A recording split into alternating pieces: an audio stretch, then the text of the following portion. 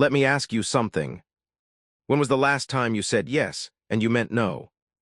When was the last time you sat in a meeting, nodded along, smiled politely, and walked out feeling like something inside you had quietly died? When was the last time someone took credit for your work, crossed a line with you, underestimated you, and you just let it go because you didn't want to make things uncomfortable? Because you didn't want to be that person.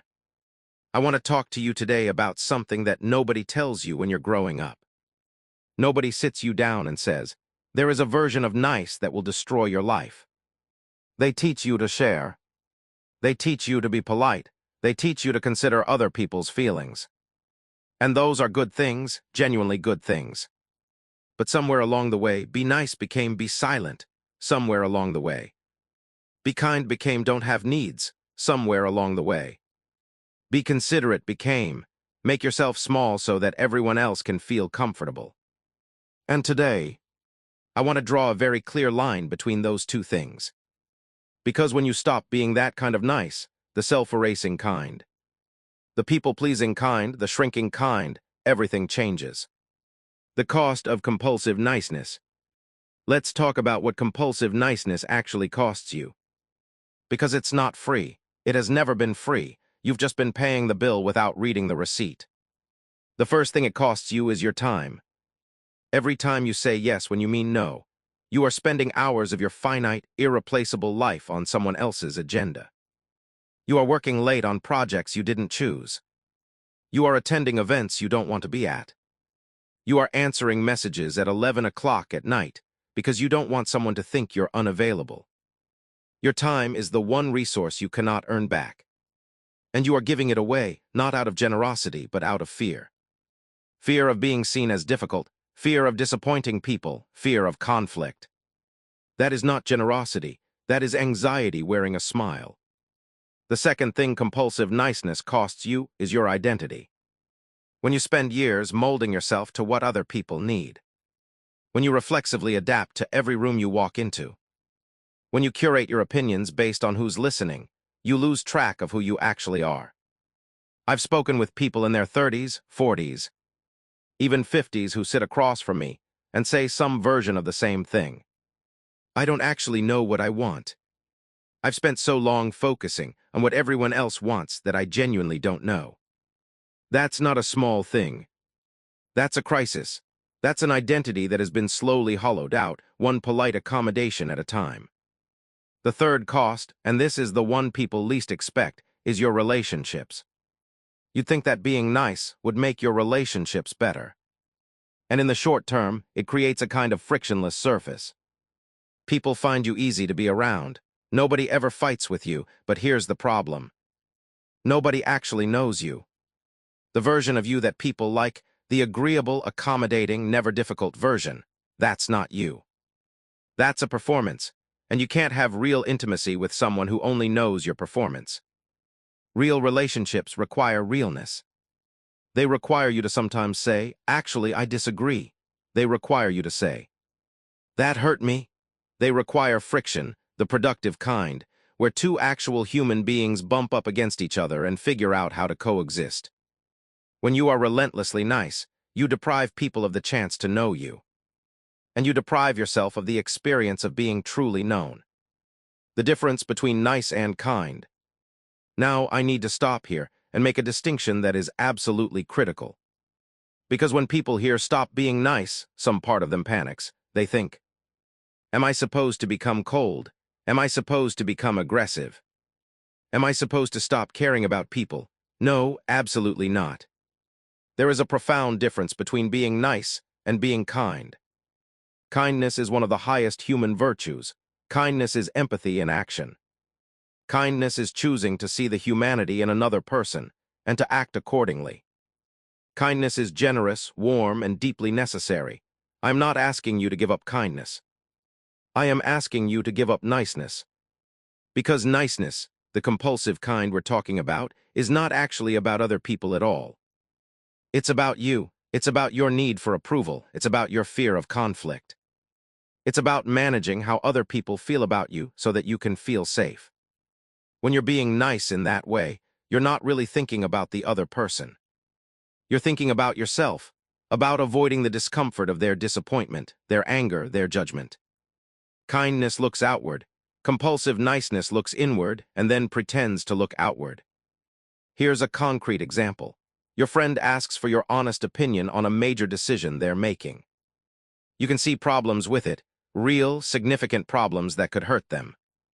The nice response is to soften it so much that the warning disappears. You say something like, "I mean, it sounds interesting. There might be some things to think about, but I'm sure you've thought about all that," and your friend walks away feeling validated. Proceeds with the decision, and 6 months later is dealing with exactly the consequences you saw coming.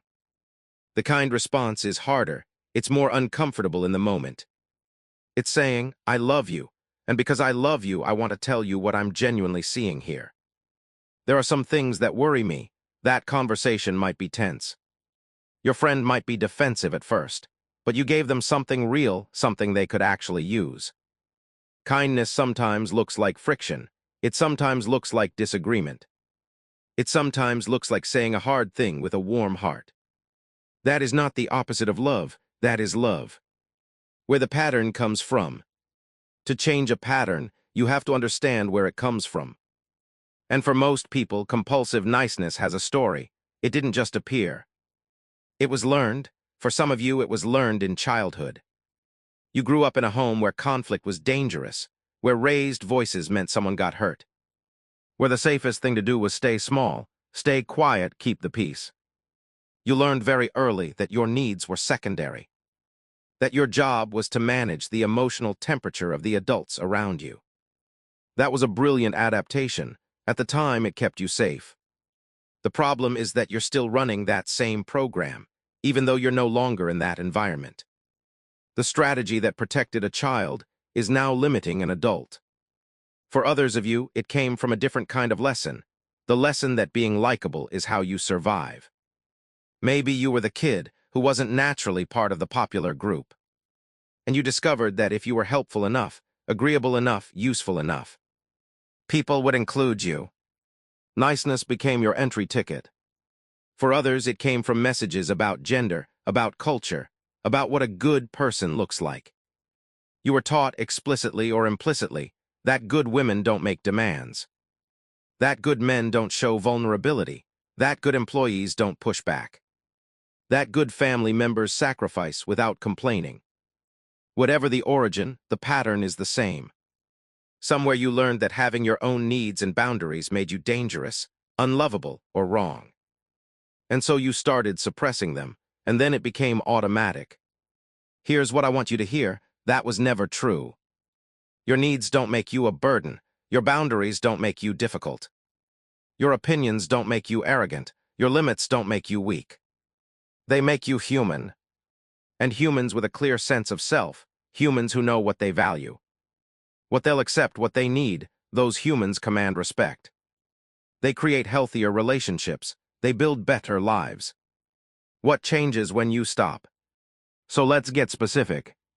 When you stop being compulsively nice, when you start operating from a place of genuine self-respect, what actually changes? First, people take you more seriously. There is a counterintuitive truth here that takes most people by surprise. The person who always agrees with everyone, who never pushes back, who is endlessly accommodating, that person is actually taken less seriously. Not more. Think about the people you respect most, the people whose opinion genuinely matters to you. Do they agree with everything you say? Do they never challenge you? No. The people we respect most are the people who tell us the truth. They're the people whose praise actually means something, because their praise is selective. They don't distribute approval freely. They give it when it's genuinely earned. When you stop agreeing with everything, your agreements start to mean something. When you stop saying yes to everything, your yes becomes significant. Second, your relationships become more authentic. When you start telling the truth, even uncomfortable truths, something remarkable happens. The relationships that were built on performance fall away. And the relationships that remain become deeper. Some people in your life have only ever known your performance. When you stop performing, they won't know what to do. They may be confused. They may even be upset. They were comfortable with the version of you that had no edges.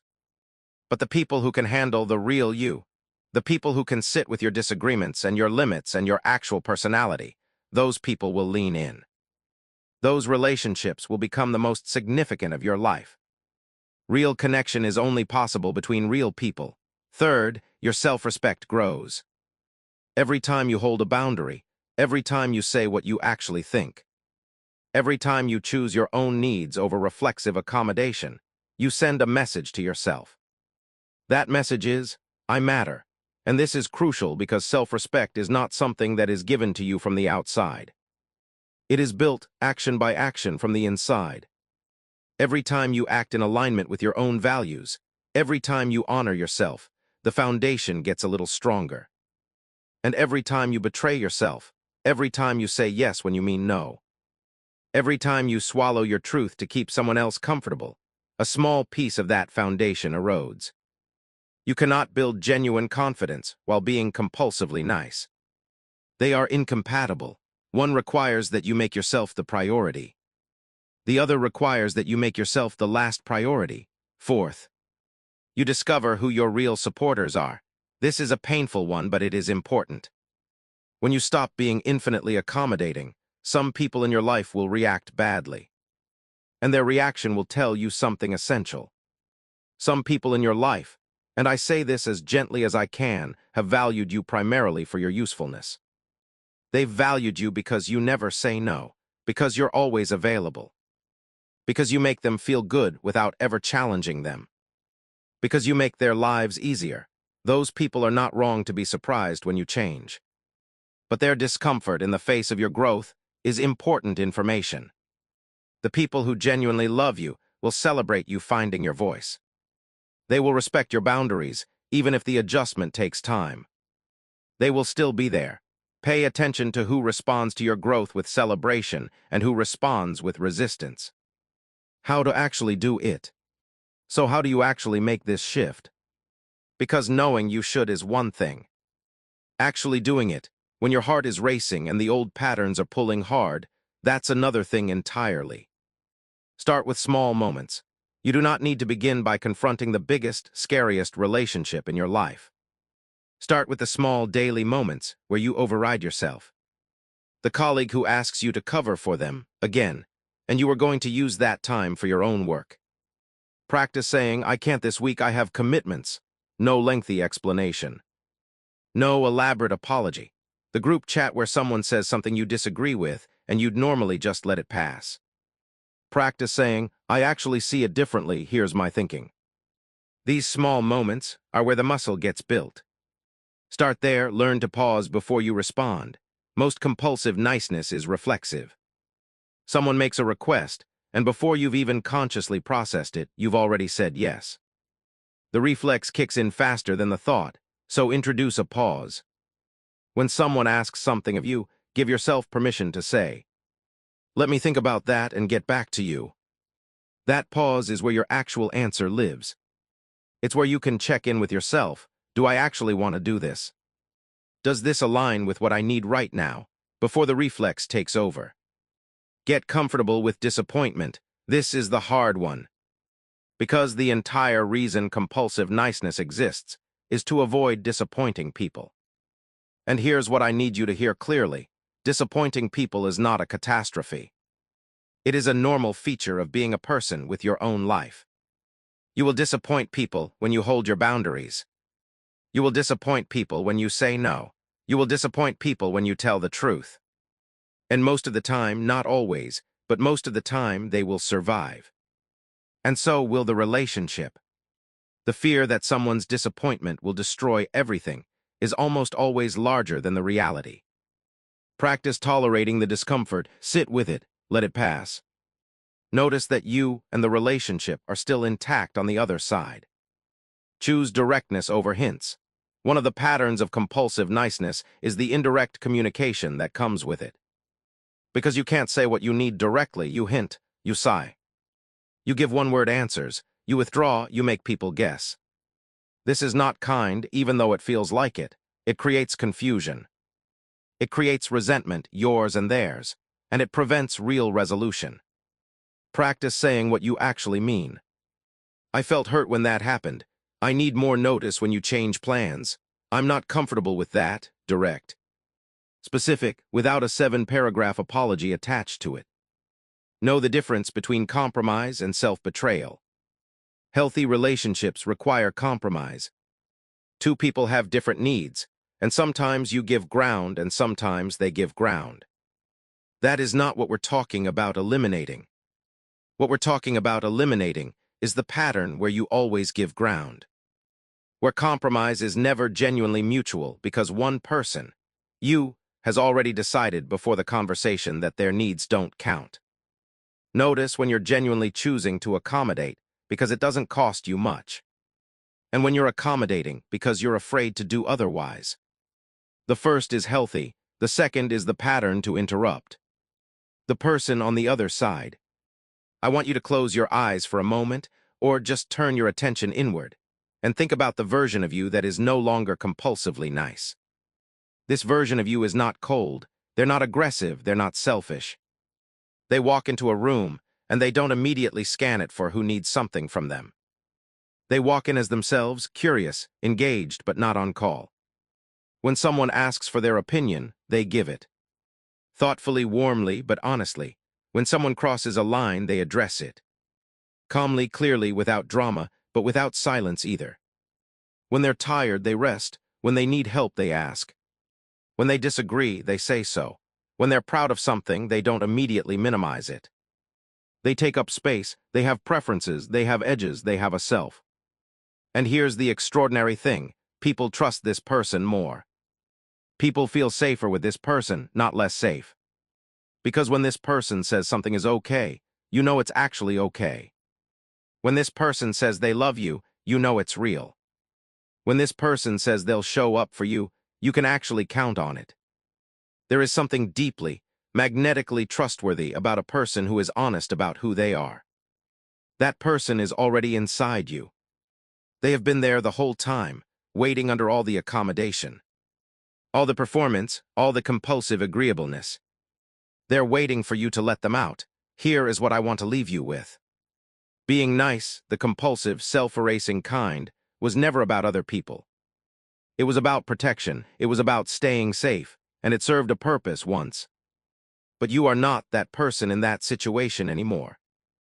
You are someone who can handle the discomfort of honesty. You are someone who can survive disappointment, other people's and your own. You are someone who has something worth saying, and a life worth living on your own terms. The world does not need more people who disappear into agreeableness. It needs people who are real, honestly, fully, sometimes uncomfortably real. Your honesty is not a flaw. Your needs are not a burden. Your limits are not a failure. They are the outline of a person. They are the shape of you. Stop apologizing for taking up space. Stop shrinking to fit into rooms that were built too small for you. Stop waiting for permission to be who you actually are. When you stop being nice, when you start being real, everything changes. And everything that changes will have been worth it.